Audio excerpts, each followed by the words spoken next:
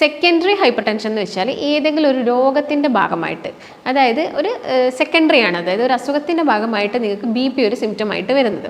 അപ്പോൾ അത് ഏതൊക്കെ അസുഖമാണെന്ന് നോക്കുന്ന സമയത്ത് കിഡ്നി റിലേറ്റഡ് ആയിട്ടുള്ള, അതായത് കിഡ്നിക്ക് തകരാറ് സംഭവിച്ച പേഷ്യൻസിൽ നമ്മൾ ബി പിയിൽ വേരിയേഷൻസ് കാണിക്കാറുണ്ട്. അതുപോലെ തന്നെ തൈറോയ്ഡ് രോഗികളിൽ ബി പിയിൽ വേരിയേഷൻസ് ഉണ്ടാവാറുണ്ട്. ഹോർമോണൽ ഇംബാലൻസ് ബോഡിയിൽ നടക്കുന്നുണ്ടെങ്കിലും ബി പിയിൽ നല്ല രീതിയിലുള്ള വേരിയേഷൻസ് ഉണ്ടാവാറുണ്ട്.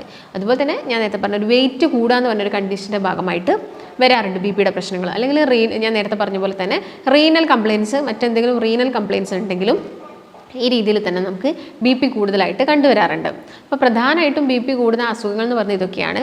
പിന്നെ കിഡ്നിക്ക് തകരാറ് സംഭവിക്കുന്നത് ചിലപ്പം ഡയബറ്റിസ് കൺട്രോൾഡ് അല്ലാതെ ആയിട്ട് നമ്മുടെ കിഡ്നിക്ക് തകരാറ് സംഭവിക്കാറുണ്ട്. അപ്പോൾ അതിൻ്റെ ഭാഗമായിട്ടൊക്കെ നമുക്ക് എന്താവാം, ബി പി കൂടുതലായിട്ട് കണ്ടുവരാറുണ്ട്. ചില മെഡിസിൻസ് ഒക്കെ എടുത്തു കഴിഞ്ഞാൽ ചില ആളുകളിൽ, ഒരു പ്രായമായിട്ടുള്ള ആളുകളിലൊക്കെ നമ്മൾ ബി പി കാണാറുണ്ട്. പിന്നെ ഡയബറ്റിസ് കുറേ കാലമായിട്ട് വന്നിട്ട് അത് കിഡ്നീനെ ബാധിച്ചിട്ട് വരുന്നത്. അപ്പോൾ അതൊക്കെ